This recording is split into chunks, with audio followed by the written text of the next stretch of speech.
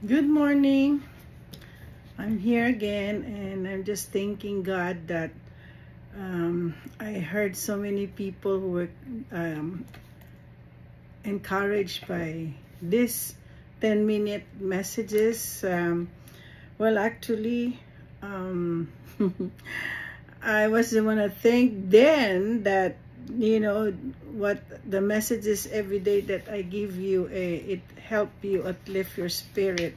And I'm thanking God because hindi lang si Den, there's so many people who were encouraged um, to listen to my 10 minutes messages. So anyway, today again, yesterday the questions was brought up by this morning, but by the live of Den is, how do you handle criticism? How? Well, you know what? I'm not an excuse. I'm always been criticized since since I was young. I always been criticized. And some people, I don't know. Maybe it's in our culture. Because sometimes I'm happy that I know the Lord now. I have God in my heart. So whatever criticism that they throw against me, at first it hurts. It really hurts. It really hurts. Minsan napipikon ako, but after that I would just it's like the Holy Spirit would whisper to me, God loves you and God created you for a purpose. So that means hindi lang ako, pati kayo, we were created for a purpose. But we have to just survive this world, because there's a lot of people who would throw criticism to you. The way I handled it, at first I get mad, but I pray. Kasi, the anger, that the hurt that you have in your heart, it's there. You want to cry, you want to do self-pity. It's like you're gonna believe what they're saying, At least when I read the Bible, I study the Word of God, I listen to my mentors, I listen to my pastors, I listen to anybody that preaches. And I also read I forgot the name, Rick Warren. Read that book. We are created with a purpose. Yeah, we have a purpose, but sometimes we're just so stubborn not to listen, not to find a way what our purpose in life. Remember, there is one that I just read here. The first time I was so heartbroken, God said to me, everybody knows this, and my favorite verse, Jeremiah 29 verse 11. For I know the plans I have for you, declares the Lord. Plans to prosper you and not to harm you. Plans to give you hope and a future. I have this in my heart. Actually, I memorize that. Every time I pray, I always have that one. Lord, I said, I know that you have a plan for me. How come I tell you, before I reach this situation I have right now, I am struggling too. When I was single, I had nothing. When I was working in PLDT, I don't know. My life was not was such a mess. But that's where I learned spiritually. I want through my pastors, to my spiritual nanais in our PLDT Christian Fellowship, I learned there. I grew maturely. Yeah, I got born again in 1990. I remember July 1st, 1991. When did my dad die? Oh yeah. So anyway, I got born again, and of course, as a born again, I don't know what to do next. But God led me to people who would make me mature. I have so many mentors. I submit myself to these people because I don't know how to read the Bible. So yeah, before that, I've been so criticized so much. You know, when I heard somebody when I was in high school or in college that, yan si Mariton, di yan magsasucceed. I heard someone said that to me. I will not succeed. I'm, such a mess. You know, during those times, it really punched not my head, but my heart. So instead of taking that criticism badly, I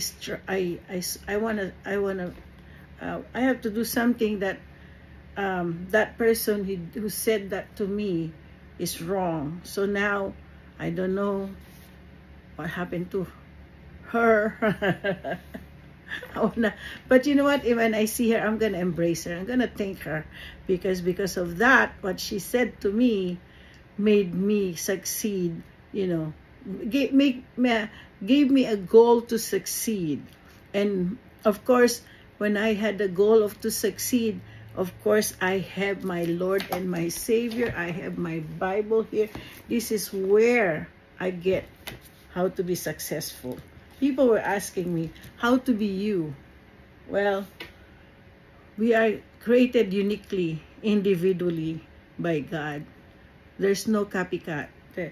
You don't need to copy somebody else.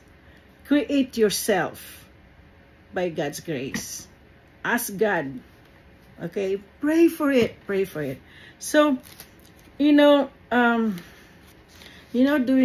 this one, the 10 minutes messages, I really don't like this one. But I got the word from God. It's like God said to me, do not put, I'm gonna find that word. I have my book. Everything that God said to me, I always write it down. See this one? Yeah, I write it down. And it said to me, because of as I became Christian, I have each individually, there are some problem or some test that God has given me, and then from there I learned each lesson, and then I became victorious on it. Remember, victory will not come without struggles and trials. You have to first have trials before you go through victory. Now, God will give you a test, gives you a trial, whether you're gonna be with Him or not with Him, His will or your will. I choose to listen to my God. Of course, I grew up having a hard head. I'm a hard-headed person, but when it comes to God, God softened me. So take that challenge, take that trial, and then you will see how victorious God will bring you. It's only God who could bring you victory. So that's why when I heard that word that says, start to share the restoration I had given you. When God said restoration, He restored me I have some bad habits. I have some bad characters that God changed me. When I accepted Jesus Christ as my personal Savior and Lord, it's not. Yeah, it's a beautiful feeling that I had. Jesus lives in my heart. Okay. So I accepted him as my personal Savior and Lord. And then at first, of course, you're a baby, God gave me a nice gift. I am just 2 years old Christian. And I'm working at PLDT. Well, actually, I first worked in PLDT miraculously. I get into PLDT. And then the very first gift, not very, she has so many gifts to me, but this is the first testimony I'm gonna tell you. One morning I woke up praying, and I'm about to go to the US Embassy. I really heard, I've been testifying this one. I really heard God told me, pray. So I pray. What do you want? What do you want me to do for you at the embassy? Lord, I just want to have them, because I don't want to lie. I have this paperwork here. Yes, Lord, I have 4 hectares given to me by my grandmother, but it's not yet in my title yet, you know. So, you know, I asked God, this is my very, very specific prayer, that the embassy will just ask me where I work, you know, where I work. So when I got to the U.S. Embassy, I was, and I heard the Lord saying to me, wear your uniform. So I wear my uniform. That's one of the miracles God has given me. So I was working in the PLDT. So when I was about to be interviewed, you know what the first thing that the consul asked me? Where do you work? I said, I work at PLDT. How many years? Less than 2 years. That's the truth. That's the truth. I did not lie. Now, what do you know what he said the third one?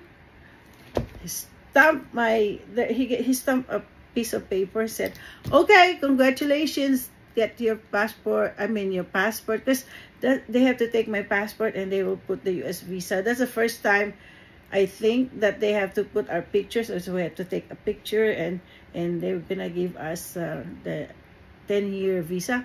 So anyway, I don't know that yet. So when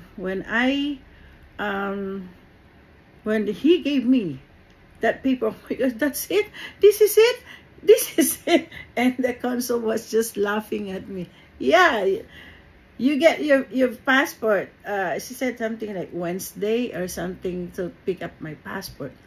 My gosh, God is so good. Imagine, I'm just barely 2 years in PLDT, and I don't have that much money to show it to them.